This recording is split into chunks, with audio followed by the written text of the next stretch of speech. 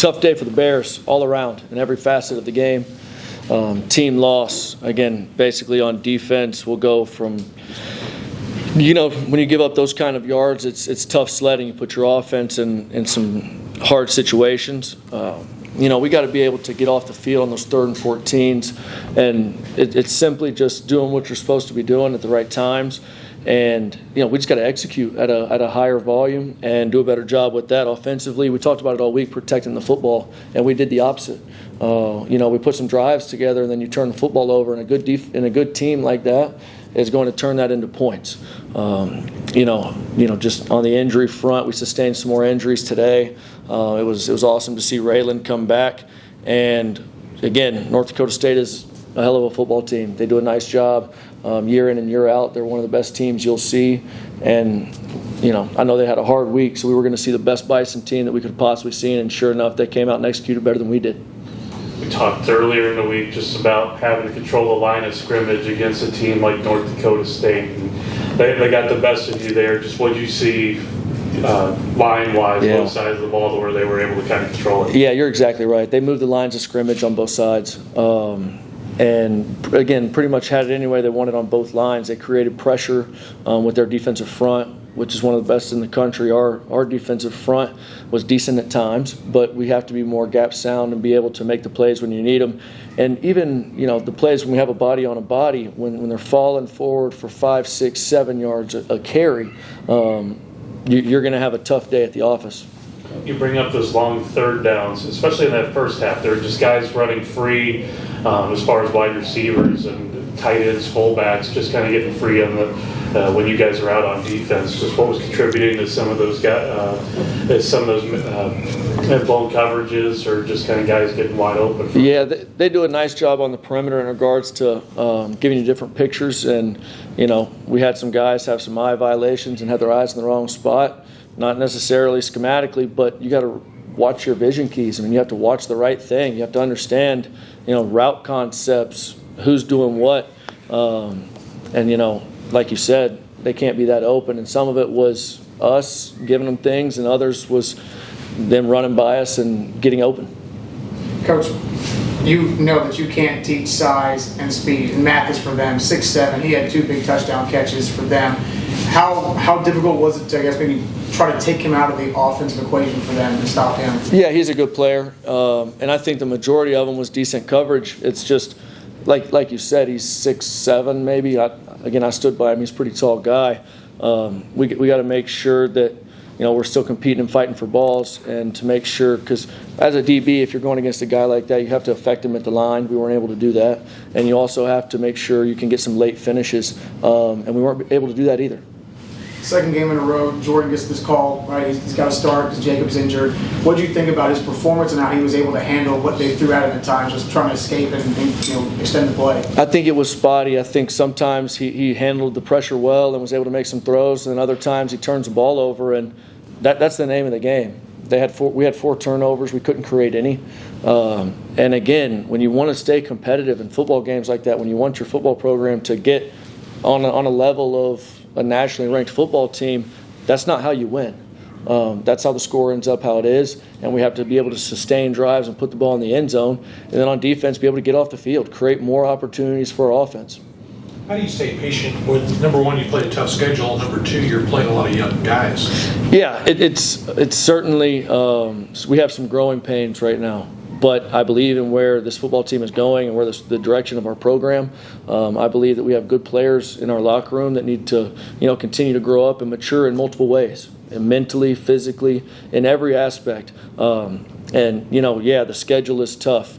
We've played ranked team after ranked team after ranked team. But again, like I told the guys in there, I said, no one's going to come bail you out. There's no one that's going to show up magically and save you. We have to save ourselves and play hard for each other, and continue to practice hard, try to get better each week in some phase. Is it going to be tremendous growth and leaps and bounds each week? No, that's not reality. But we do have to find something to get better and improve on each week, because it's always darkest before the light. All the players are, they're down. The staff is, they're down but not out. You can't ever. We've played 4 games. All right, we had a long season. We can't just, quit on our process, because we believe in our process and it works. We've all got championships to our name, whatever the wins, losses you want to say, we have those. And we can do that with the guys in the room. We just got to keep fighting and find a way. So you like the direction. People on the outside are going to see 1-4, but you're on the inside. You're seeing where the direction's going. Just how are you able to come out and say, I like that direction we're going in? Yeah, I am. I see the day-to-day. I see their hearts. I see who they are as people. I see how they handle their business on and off the field. Sometimes that doesn't show up on the scorecard.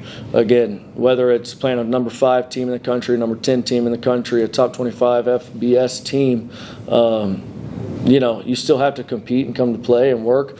And, there's talent there. Obviously, you can always, recruit and fill some spots here and there.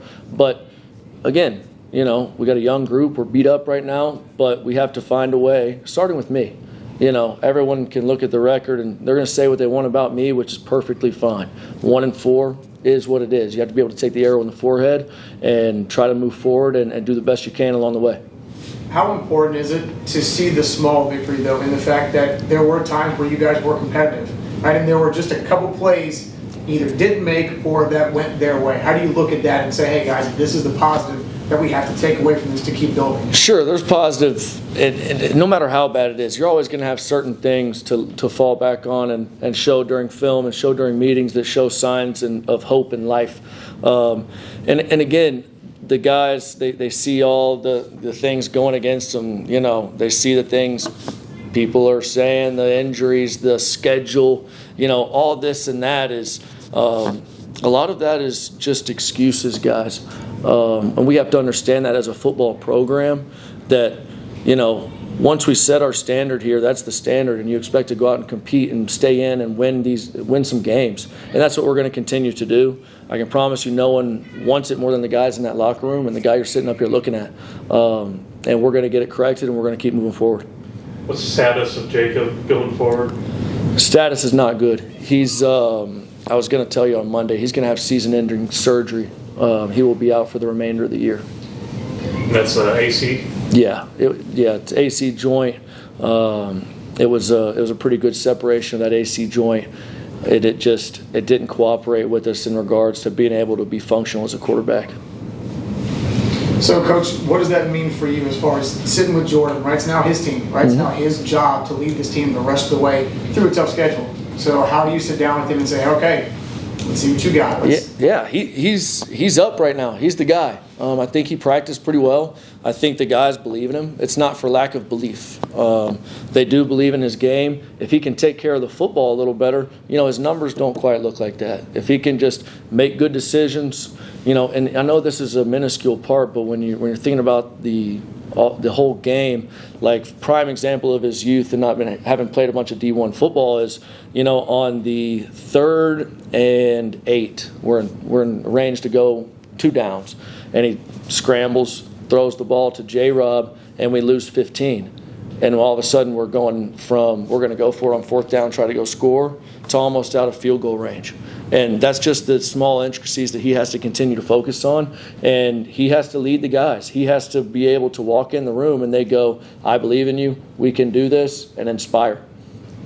Tough way to end the first half. You think you go up 13 and they go down and score, and you have an interception when you're trying to score there. It's a big swing. Yeah, it was a big swing, and I thought we got him back a little bit at halftime. The staff did a nice job in the locker room, getting him back, getting him ready to go. But yeah, that was certainly, again, one of the things I'm talking about, 3rd down stops and turnovers, both of those in about 2.5 minutes.